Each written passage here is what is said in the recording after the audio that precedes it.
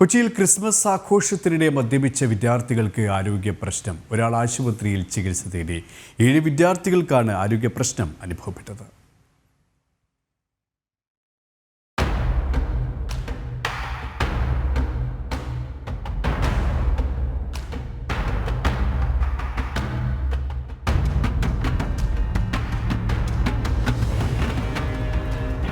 ചെറായിലെ ഒരു സ്കൂളിലെ വിദ്യാർത്ഥികളാണ് മദ്യപിച്ചത്.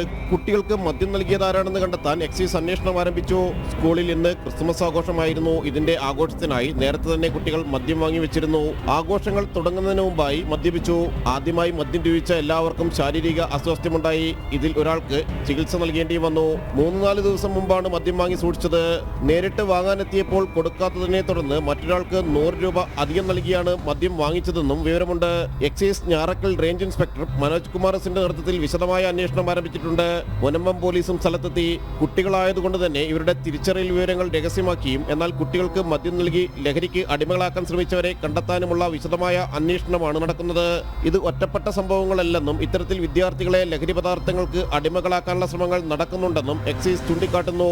വൈപ്പിൻ മേഖലയിലെ തന്നെ മറ്റൊരു സ്കൂളിൽ വിദ്യാർത്ഥികൾ കോളയിൽ മദ്യം കലക്കി കുടിച്ചത് പിടിച്ചത് കഴിഞ്ഞ വർഷമായിരുന്നു.